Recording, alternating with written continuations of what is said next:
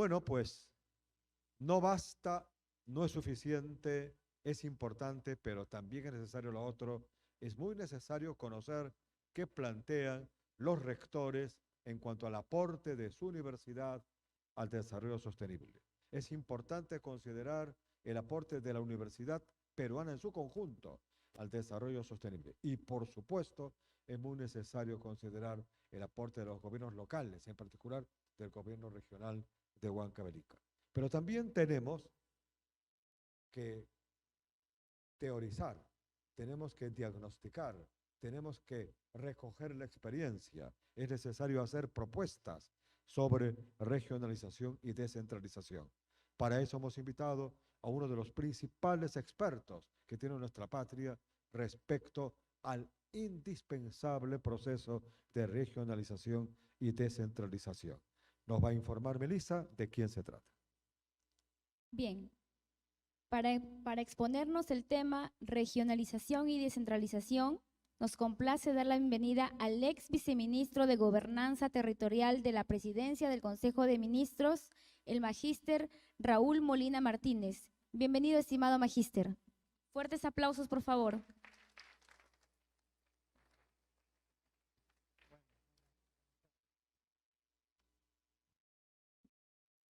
Entrar por la puerta del costadito, no he podido ni saludar. Buenas tardes con todos y con todas. Muchas gracias a la Universidad Nacional de Ingeniería por la invitación y por el gusto de estar de nuevo con ustedes. ¿Alguien me va a ayudar pasando o me van a dar Tengo que ir diciendo la siguiente. Ok.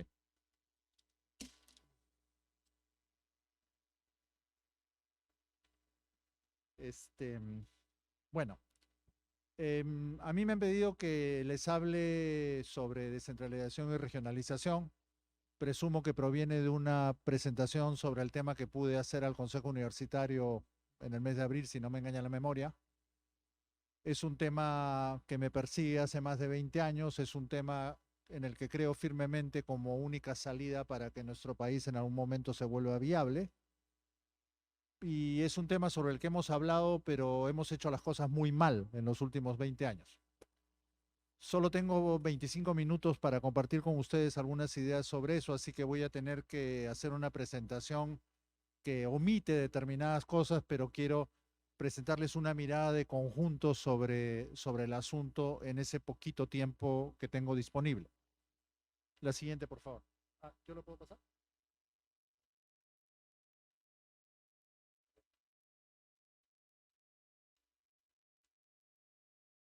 Sí, funciona. A modo de balance muy rápido, la descentralización en el Perú, tal como fue relanzada en el año 2002 con la reforma constitucional, fue, como digo, producto de una transacción política. Los que son un poquito mayores recordarán que entre 89 y 92, durante el primer gobierno de Alan García, se hizo un intento medio apresurado en la concreción de descentralización juntando departamentos. Eso provenía de un plan de regionalización que se hizo durante el segundo gobierno de Belaúnde. Esas regiones se comenzaron a constituir entre fines del 89 y el 90, todas se crearon por ley del Congreso. La última fue la región San Martín, producto de que San Martín rechazó unirse con La Libertad. Entonces la ley solo permitía 12 regiones y el 12º cupo que estaba reservado para Lima Metropolitana y el Callao se le entregó a San Martín. Y con eso llegamos al año 90 en que entra Fujimori, y cuando Fujimori da el golpe del 5 de abril, no solo cierra el Congreso, no solo extingue el Instituto Nacional de Planificación y el Instituto Nacional de Administración Pública, sino también desactiva los gobiernos regionales que venían de ese primer intento. Y los reemplaza por unos organismos que se llamaron Consejos Transitorios de Administración Regional, con los que convivimos durante prácticamente toda la década del 90. En el 2002, cuando recuperamos la democracia, se reforma la Constitución. En provincias predominaba un mal recuerdo de esas regiones de 89-92 porque habían reproducido el centralismo limeño en cada espacio regional.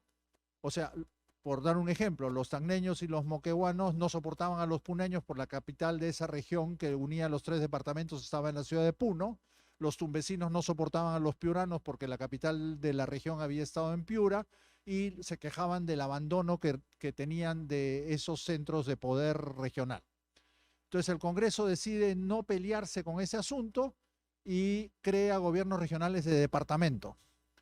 ¿Qué teníamos en los departamentos como institucionalidad para crear esos gobiernos regionales? Agarraron los CETARES, que principalmente eran ejecutores de obra pública nacional en los departamentos, les juntaron 9 direcciones que 9 ministerios de los 15 que habían en ese momento tenían en los departamentos, por lo tanto todos los sectores no estaban representados, se lo pusieron abajo a los CETARES. Con eso, ¿qué lograron? Que la planilla de docentes y personal de salud fuera asignada a los CETARES y por lo tanto nacieran con un presupuesto más robusto, aparentemente más robusto, y en los casos donde habían proyectos especiales del ex Instituto Nacional de Desarrollo también se les fueron transfiriendo a los gobiernos regionales. Entonces, nacieron unos gobiernos regionales, después les voy a mostrar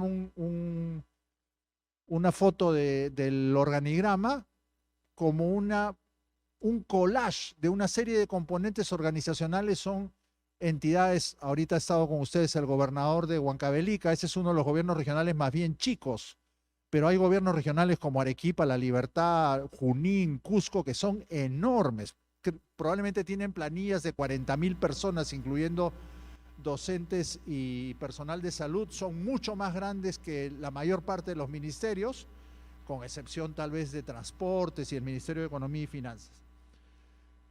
Entonces, se decide formar gobiernos regionales con esas limitaciones de diseño original y además, como había mucha desconfianza de los políticos de provincias, la ley instala un conjunto de mecanismos de participación ciudadana en el supuesto que la sociedad civil controlaría a los gobiernos regionales. Entonces, de ahí nacen los planes de desarrollo concertado, los presupuestos participativos, los consejos de coordinación regional y local, las sesiones de rendición de cuentas que tienen que hacer los gobernadores 2 veces al año y una serie de otros mecanismos de ese tipo. Y el tercer componente del proceso era que el supuesto era que las funciones de los gobiernos regionales las tenía el gobierno nacional, entonces tenían que transferírselas a los gobiernos regionales. Eso no es tan cierto porque la mayor parte de las funciones que están en la Ley Orgánica de Gobiernos Regionales son funciones nuevas, funciones que los ministerios no hacían, pero se inventó eso para darle poder al gobierno nacional de controlar lo que se transfería y se inventó una cosa que se llamó proceso de acreditación, es decir, verificación previa de las capacidades de los gobiernos regionales antes de transferir las competencias. El Consejo Nacional de Descentralización que se creó en ese momento pataleó durante todo el gobierno de Toledo para diseñar un sistema de acreditación, no salió muy bien, había mucha presión en ese periodo de Toledo. 12 de los presidentes regionales eran apristas, ese contingente era la mitad de ellos, presionaba mucho porque les dieran las transferencias suponiendo que las transferencias venían con billete, cosa que fue una grave ilusión porque no fue así, las transferencias llegaron sin billete y eso es parte del problema de partida. Entonces, como la presión era muy fuerte durante el gobierno de García, si se acuerdan en la campaña, él ofreció un shock de descentralización, casi eliminó en la práctica el proceso de acreditación y al año 2009 ya estaban transferidas prácticamente todas las funciones que están establecidas en la ley a los gobiernos regionales, a todos por igual. La forma como se lavaron la cara para decir que se había verificado capacidades es que se le hizo firmar a los, en ese momento, presidentes regionales, un compromiso de fortalecimiento de las capacidades que no podían demostrar. Por supuesto, ese papel está en un archivador de palanca en algún anaquel, ¿no? O sea, no significó nada en la práctica. En el caso de los municipios, la descentralización prácticamente no ha significado ningún cambio en términos reales. Los 2 grandes cambios que sucedieron para los municipios sucedieron antes de las leyes de reforma constitucional, en el año 94, lo que se llama el decreto legislativo 776, que creó lo que se conoce como el Fondo de Compensación Municipal, que hizo que por primera vez en el Perú los distritos recibieran plata directamente del nivel nacional. Hasta ese momento los distritos recibían transferencias de su municipalidad provincial. Por lo tanto, los alcaldes provinciales le daban a los distritos lo que les sobraba. A partir de ese decreto, todos los municipios del Perú reciben un cheque mensual del gobierno nacional, que se llama Fondo de Compensación Municipal, y ese es el gran acelerador de la creación de distritos en el Perú. Y la otra ley clave para los municipios fue la ley del canon que se dio en 2001. Aparte de eso, no ha habido mayores reformas, los municipios tenían mucho más autonomía antes de las normas de descentralización. Hoy día, con el fortalecimiento del poder del nivel nacional, están mucho más controlados. Yo he sido funcionario municipal en los años 90 y podíamos hacer mucho más cosas de las que hoy día un alcalde puede hacer con autonomía. Se molestó conmigo. Esto es lo que les decía, esto es el organigrama de un gobierno regional. Todo lo naranja que está en la parte de abajo son las 9 direcciones regionales de los ministerios. Salud y educación son muy grandes, tienen un aparato administrativo propio, no solo en la dirección regional, sino lo que se llaman las UGELES para el caso de educación y las redes de salud para el salud, valga la redundancia. Entonces, el grueso del personal administrativo de los gobiernos regionales está ahí. Y tienen una figura que no existe en otra parte del Estado peruano, que es una doble desconcentración. Las direcciones regionales son desconcentrados del gobierno regional y las UGELES y redes de salud, así como las agencias agrarias, son desconcentrados de su respectiva dirección regional. Lo amarillito de la derecha es lo que les decía, los proyectos del INAE, solo los han recibido algunos gobiernos regionales, y lo celeste es lo que quedó de los CETARES, todo el aparato administrativo central de los pliegos regionales, las oficinas de asesoría legal a la derecha y las gerencias subregionales que tienen la mayor parte de los departamentos por paquetes de provincias, ¿no? ¿Qué es lo nuevo que crea la ley? Lo que está en verde. Un consejo regional elegido por provincias, una presidencia regional, 6 gerencias, una gerencia general y 5 gerencias multisectoriales, y un consejo de coordinación regional que es una especie de figura híbrida de participación ciudadana con coordinación con los alcaldes, y en general son muy débiles y con los años han ido debilitando más. Hoy día prácticamente lo único que hacen es dar opinión consultiva sobre el plan de desarrollo local, el plan de desarrollo regional. ¿Cuál era el supuesto? Que esos verdes, esas viñetas verdes iban a manejar esa tremenda organización.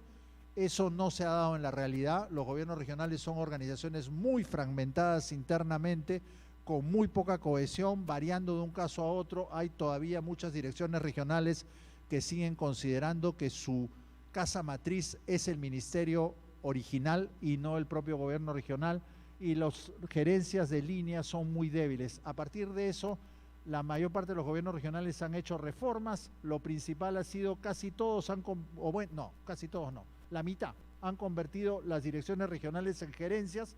El nivel máximo es La Libertad, que debe tener 22 gerencias, Lambayeque le sigue con unas 20, después hay varios que tienen entre 13 y 15, casi todos han convertido salud y educación en gerencia y cosas por el estilo. Eso no cambia nada en la práctica la capacidad de desempeño regional. En el caso municipal, lo que llama la atención, o sea, la característica principal del nivel municipal peruano es que dentro del concepto municipalidad hay 1.900 individuos muy diferentes entre sí. El Perú tiene prácticamente 1.900 municipalidades, hay unas 200, 250 municipalidades de grandes ciudades, hay como 900.000 según los criterios que se adopten rurales, donde no hay ningún centro poblado superior a 2.000 habitantes concentrados. Entonces, en base a eso, tanto la PCM arriba como el MEF abajo han hecho sus propias tipologías, el MEF y la PCM siempre compitiendo, en lugar de ponerse de acuerdo en hacer una sola, pero ahí se dan cuenta, en el caso de la PCM, arriba a la izquierda, los As son municipios urbanos, y entre ellos no completamos más o menos ni siquiera 15%, y los Bs a la derecha son todos los rurales, puramente rurales, y ahí tenemos 36, 56, como 2/3 de los municipios. En el medio hay algunas categorías medias híbridas. La tipología del MEF es más o menos la misma. Yo prefiero la de PCM, es más sutil en los criterios para definir lo rural y lo urbano-rural, pero esas son las dos tipologías oficiales. La idea que solo quiero dejarles es: no se puede legislar en el Perú para el nivel municipal uniformemente para todos. La Municipalidad de Lima es una municipalidad, no se parece en nada a las decenas de municipalidades que están a la derecha a nivel rural. Las capacidades institucionales, el diseño organizacional, las capacidades de ejercer competencias y las demandas ciudadanas son totalmente distintas. Entonces, ¿qué pasó? ¿Qué es lo que explica lo que ahora sentimos como una especie de atascamiento del proceso de descentralización? No voy a desarrollar toda la tabla porque no tengo tiempo, pero he comparado dos procesos claves en los últimos 20 años en el Perú: la descentralización a la izquierda y lo que se llama la modernización de la gestión pública a la derecha.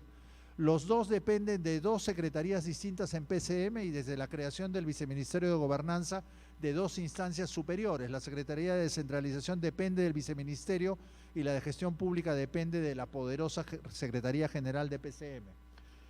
¿Qué pasó? El proceso de descentralización empieza en 2001, como les he dicho, y va avanzando, pero en el 2007, en el gobierno de García, se produce, además del shock de descentralización con el que el extinto presidente García vendió su compromiso con la descentralización, sucedieron dos cosas que van en contra de ese discurso político que él colocó. Desactivó el Consejo Nacional de Descentralización y lo reemplazó por una Secretaría de Descentralización en PCM, un órgano mucho más chiquito y con menos poder. Y lo principal, en diciembre del 2007 se promulga la Ley Orgánica del Poder Ejecutivo. Una buena ley, pero una ley con matriz centralista. Una ley que se hizo para que el gobierno nacional recupere poder sobre los gobiernos regionales que en ese momento eran leídos como fuente de desorden. Esa ley introduce varios conceptos que son claves para el modelo de organización y funcionamiento que tiene el Estado peruano hoy día. Solo los enumero: rectoría sectorial, que le da un poder enorme a los ministerios sobre las decisiones de política regional y local; políticas nacionales y sectoriales, que las regula el CEPLAN y que son unos enormes documentos que mandan sobre todo el Estado; y sistemas administrativos, que son las reglas de funcionamiento del Estado, que son absolutamente rígidos y han minimizado la autonomía que inclusive las municipalidades tenían antes del proceso. Entonces, ¿qué es lo que ha pasado? El proceso de modernización le ha ido ganando la mano al proceso de descentralización. ¿Cuál es la diferencia entre modernización y descentralización? La descentralización es una reforma, la modernización es mejoramiento continuo. La modernización asume que en lo básico el Estado está bien en su estructura y hay que mejorar su funcionamiento. La descentralización dice: no, la estructura está mal. Entonces, si aceptamos que la modernización es la necesidad principal del Estado peruano, estamos haciendo maquillaje sobre una maquinaria mal diseñada. Yo defiendo que los dos procesos son necesarios y deberían andar uno al lado del otro. ¿Qué se ha hecho en lo que va como una especie de balance? Se ha transferido funciones, sostengo que no competencias, no lo puedo explicar porque es complicado conceptualmente ahorita por el tiempo, principalmente a gobiernos regionales, a los gobiernos municipales. Lo que se intentó de los pilotos de municipalización y salud y algunos programas sociales, todo fue revertido en el gobierno de Humala.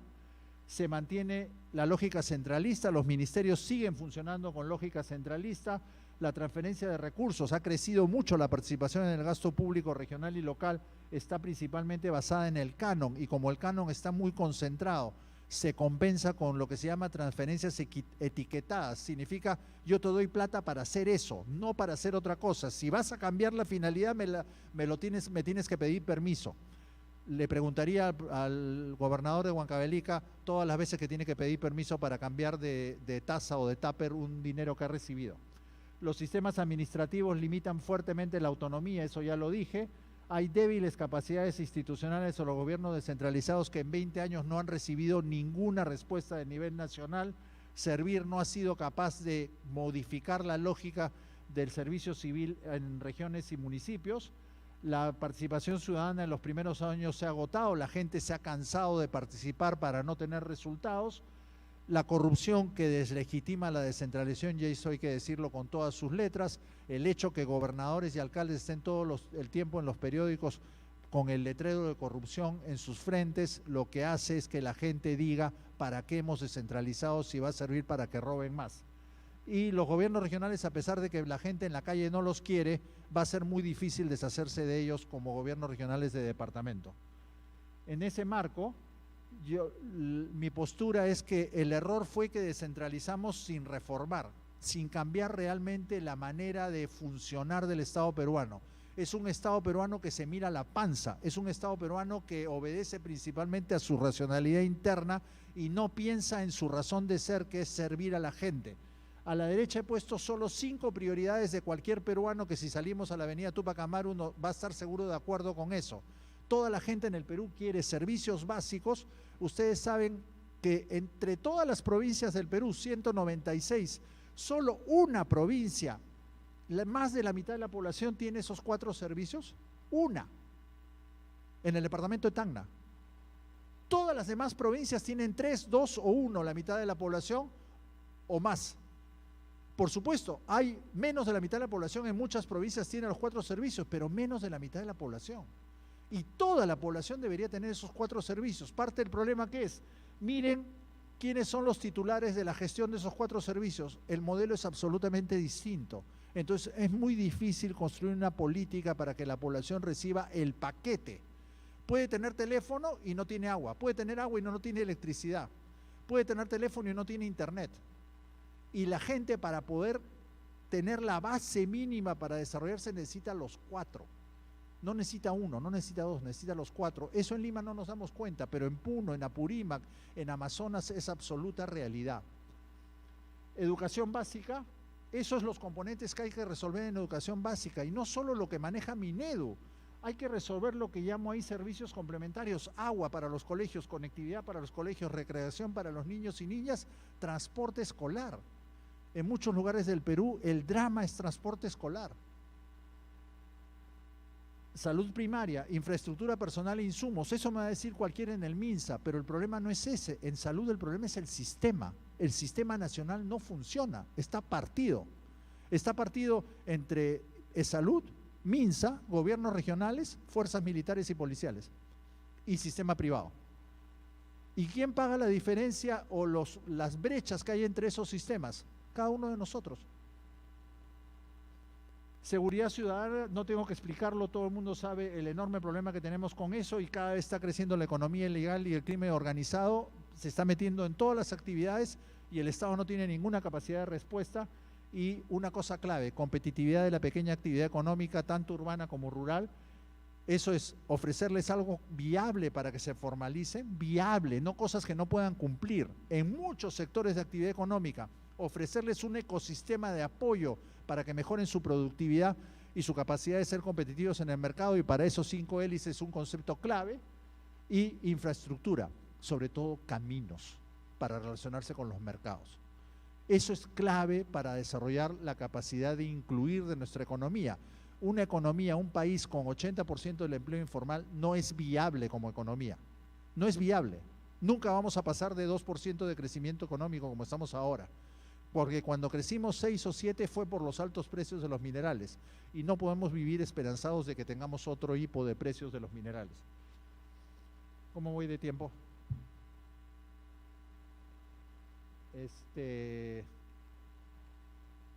Entonces, solo voy a compartir con ustedes algunas cuestiones claves que creo que hay que poner en la discusión pública para que la descentralización se encamine. La primera, tenemos que tener claro cuál es el rol de cada nivel de gobierno para juntos asegurarle servicios a la gente. Y sobre todo tenemos que ponernos de acuerdo cuál es el rol del nivel regional, porque los municipios existen desde la colonia y el gobierno nacional, republicano entre comillas, existe desde que somos república independiente, pero los gobiernos regionales sí son una institución nueva. Han aparecido cosas parecidas a gobiernos regionales en los 200 años de república, pero de manera no continua. Pero gobiernos regionales elegidos con la cantidad de competencias que tienen ahora no hemos tenido antes. ¿Cuál es el papel? El papel es el que tiene cualquiera que está en el piso intermedio de una máquina compleja.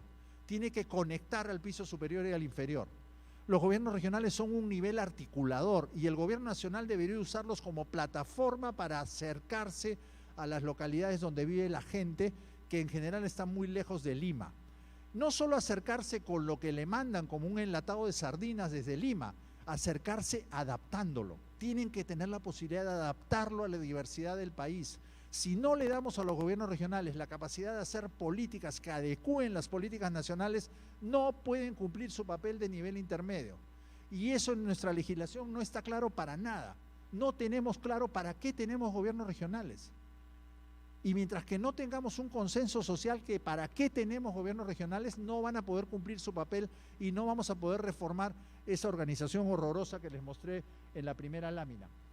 Segunda cuestión, hay que equilibrar, mejorar, hacer más eficiente la estructura de financiamiento de gobiernos regionales y municipios. Miren arriba donde está en rojito y dice 000. Los gobiernos regionales en el Perú no tienen ningún impuesto. No existe gobierno democrático en el mundo que no tenga impuestos, porque el impuesto es la fuente de ingresos estatales que le da autonomía a un gobierno para decidir a qué le aplica. El MEF en el año 2004 sacó un decreto legislativo diciendo que hasta que no se junten los departamentos no les iba a dar ningún impuesto. Ya pasaron 21 años. ¿Hasta cuándo? Mientras que no tengan un impuesto, van a seguir dependiendo en 2/3 de esa cosa que se llama recursos ordinarios. Recursos ordinarios es la billetera del gobierno nacional, es lo que se llama tesoro público. Es plata que yo te doy por encargo y es la plata que a las 12 de la noche del 31 de diciembre de cada año el tesoro público se la chupa, porque no es tuya, te la estoy dando de encargo. En cambio, los municipios, miren la diferencia, entre impuestos y tasas tienen 20%, 1 de cada 5 soles. El problema ¿cuál es? Es que ese 20%, la mitad está concentrada en la provincia de Lima y la otra mitad en más o menos 160 municipios urbanos mayores. O sea, casi todos los impuestos municipales están concentrados en 220 municipios y son 1980. El resto, ¿de qué vive? Del Foncomún, que es más o menos otro sol de los 5 soles que recibe el nivel local en el Perú, o sea, otro 20%. Eso se reparte entre todos, principalmente por criterios de pobreza, pero los municipios muy poblados reciben un cheque bien gordito. Y en cambio los municipios con poca población, que coinciden muchas veces con los más pobres, reciben cheques bien flaquitos, que en general puede que no pasen ni 500.000 soles anuales para todo concepto. Y la tercera fuente que tienen los municipios robusta es el canon. Ahí ven, 2108. El problema ¿cuál es? Que igual que los impuestos, el canon se lo reparten entre el 10% de los municipios. Hay 200 municipios millonarios que tienen plata hasta por gusto, que no saben en qué gastarla, y el resto recibe prácticamente nada. Y hay departamentos, Lambayeque, Amazonas, San Martín, Huánuco, que reciben 0. El 98% del canon está concentrado en la mitad de los departamentos y la otra mitad se reparte el poquitito que queda y de esa mitad 4 no reciben nada. Eso no es una fuente equitativa y tenemos que encontrar una manera de construir un consenso social para que parte de esos recursos puedan redirigirse. ¿Ya me quieres que me calle? Ya voy hacia el final. A la derecha he puesto algunas medidas que creo que son lo mínimo que se puede pensar en descentralización fiscal. No tengo tiempo de desarrollarlo, obviamente. Y lo último, con lo que quiero quedarme, ya estoy en dirección de terminar.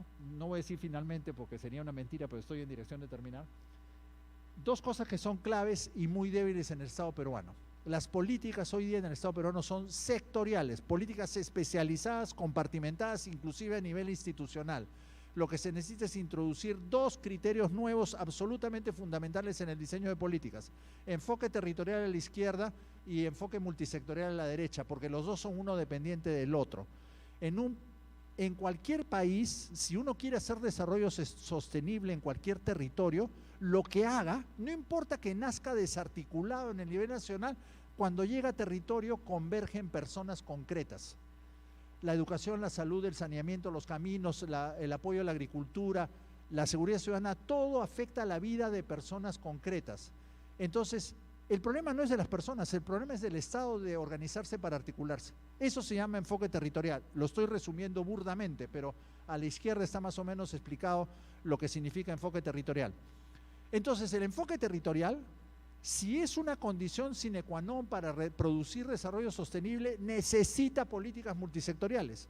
Por lo tanto, necesita que el gobierno nacional se organice multisectorialmente. Hoy día en el Perú no existe ningún mecanismo de organización multisectorial que abarque el total de las políticas. Existe algo en política social a través del CIAS y existe miles de reuniones de coordinación, pero no existe nada institucionalizado. Eso en los países más desarrollados es regla básica. Inglaterra tiene su manera de organizar y coordinar políticas multisectoriales, Francia la tiene, Suecia la tiene, Dinamarca la tiene, y acá no. El non plus ultra del poder es cada ministerio, y los ministerios por definición tienen una visión parcial de la realidad porque manejan un tema especializado. Y en lo intergubernamental lo mismo. ¿Qué propone el gobierno nacional? Gores ejecutivos con Vizcarra, Consejo de Ministros descentralizados con Castillo, Consejo de Estado Regional con Boluarte. O sea, reuniones esporádicas donde a la carrera en un día hay que coordinar lo que debe ser una práctica cotidiana. Necesitamos mecanismos institucionalizados de negociación atados al ciclo presupuestal entre gobernadores y gobierno nacional y entre gobernadores y alcaldes para que cumplan justamente su papel de bisagra.